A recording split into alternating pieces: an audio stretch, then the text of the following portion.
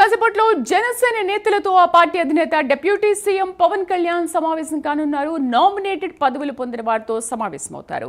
పదవి బాధ్యత పేరుతో పవన్ కళ్యాణ్ సమావేశం ఉంటనుంది. 3000 మందికి దిశానిర్దేశం చేయనున్నారు జనసేన అధినేత.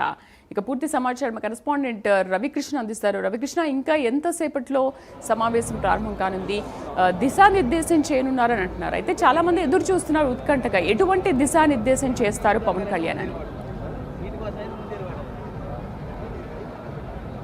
అంటే శ్రీదేవి, ఏదైతే ఈ పదవి బాధ్యత అనేటువంటి ఒక ఏదైతే ఉందో ఈ కార్యక్రమంలో మాత్రం మొత్తం 3000 మంది స్థానిక సంస్థలకు సంబంధించి ఎవరైతే పదవి బాధ్యతలు తీసుకున్నటువంటి జనసేన తరపున ఉన్నారో వాళ్ళకి సంబంధించి ప్రత్యేకంగా కూడా ఈ కార్యక్రమాన్ని ఏర్పాటు చేశారు. దీనిలో పవన్ కళ్యాణ్ అయితే మాత్రం ఖచ్చితంగా కూడా ఆయన అయితే దిశ నిర్దేశించే పరిస్థితి అయితే ఉంటుంది.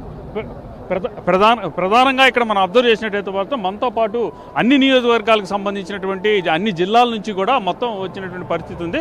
మనతో పాటు మాట్లాడటానికి గుడివాడకి సంబంధించిన ఇన్ఛార్జ్ ఉన్నారు. చెప్పండి, ఎలా ఉండబోతుంది అనుకుంటున్నారు ఈ కార్యక్రమం? నమస్తే అండి.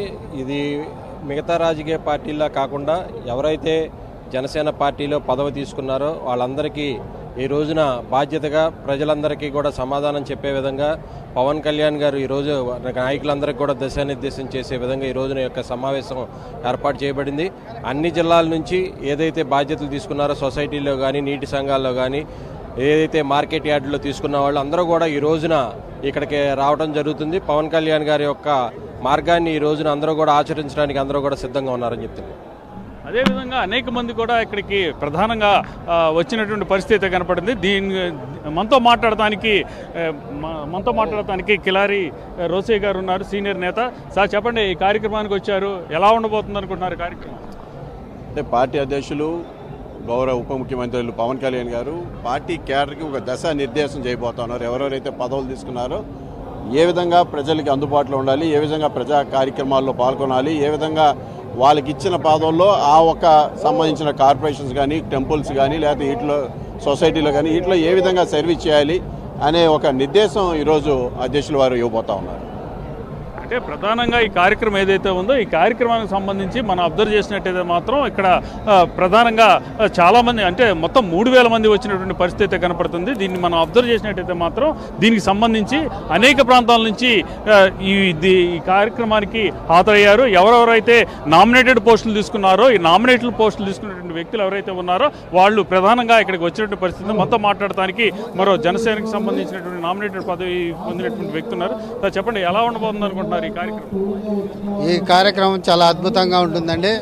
ఎందుకంటే అధికారంలోకి వచ్చిన 18 నెలల తర్వాత ఈ కార్యక్రమాన్ని నామినేటెడ్ పోస్టులు వచ్చిన వాళ్ళు, అలాగే ఇన్ఛార్జీలు, ఏదైనా బాధ్యతల్లో ఉన్న వాళ్ళు మొత్తం కలిపి మా అధినేత శ్రీ పవన్ కళ్యాణ్ గారి ఏర్పాటు చేస్తున్న మొట్టమొదటి కార్యక్రమం కాబట్టి ఈ కార్యక్రమంలో మా అధినేత మాకందరికీ దిశానిర్దేశం చేస్తాడని చెప్పి మేము తెలియజేస్తున్నాం.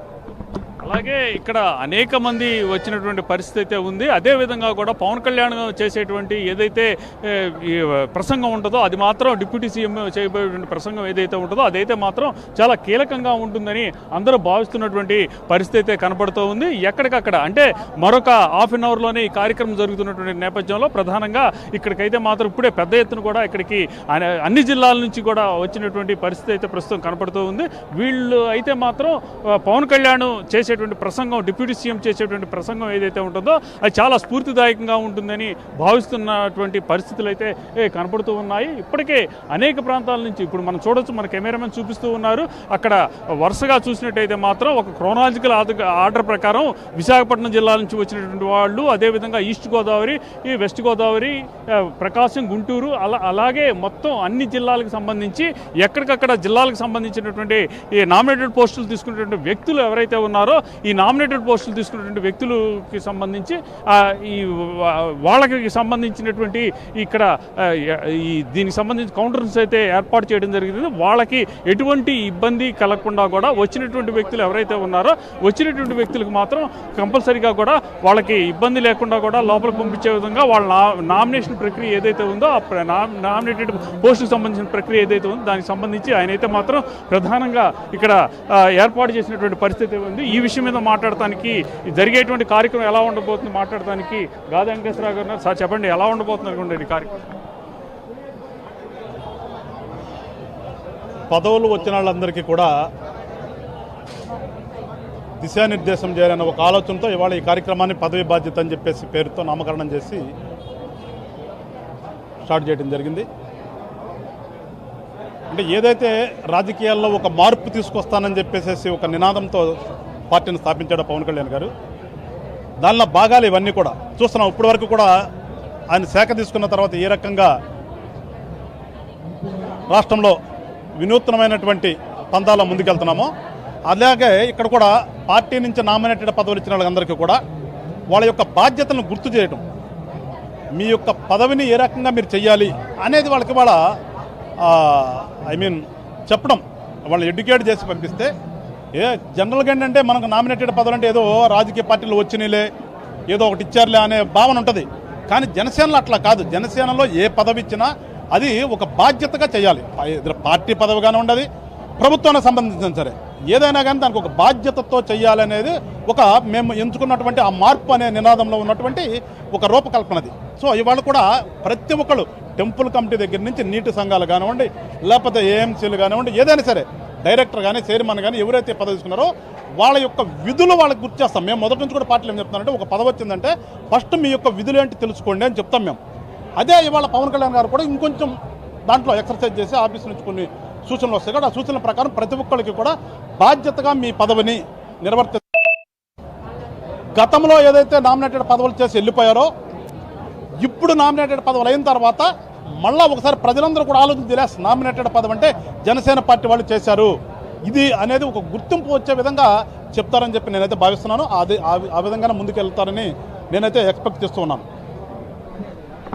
అంటే ప్రధానంగా ఏదైతే ఈ పదవి బాధ్యత అనేటువంటి కార్యక్రమం ఏదైతే ఉందో ఈ పదవి బాధ్యత కార్యక్రమాల్లో మాత్రం ప్రధానంగా పవన్ కళ్యాణ్ చేసేటువంటి ప్రసంగం మాత్రం డిప్యూటీ సీఎం చేసే ప్రసంగం మాత్రం చాలా కీలకంగా ఉండబోతుందని భావిస్తూ ఉన్నారు. అందుకు సంబంధించి ప్రధానంగా కూడా ఆ పదవి తీసుకోగానే సరికాదు, పదవికి సంబంధించి ఏ సంఘాలు ఏ పదవులు తీసుకున్న తర్వాత వాళ్ళకి సంబంధించి అసలు విధి విధానాలు ఏ విధంగా ఉన్నాయి, ప్రజలకు ఏ విధంగా ఉపయోగపడాలి అనేటువంటి అంశాలు ఏవైతే ఉన్నాయో వాటి మీద మాత్రం పూర్తి స్థాయిలో కూడా కమాండ్ అనేది రావాలి. ఆ కమాండ్ వచ్చినప్పుడు మాత్రమే పదవి బాధ్యత అనేది సక్రమంగా చేయగలుగుతారు.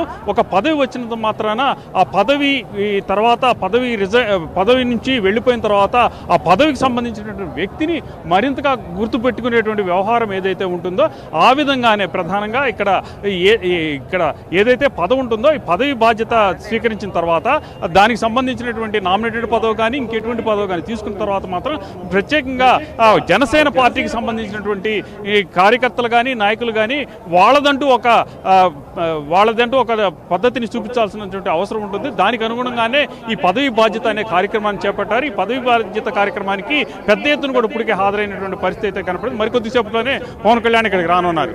Right Ravikrishna, thank you for the updates. So అది పదవి ఏదైనా ఇచ్చినప్పటికీ కూడా దాని బాధ్యత ఏ విధంగా ఉండాలి, దాని విధి విధానాలు ఏ విధంగా ఉండాలనే అంశంపైన ఇవాళ సమావేశం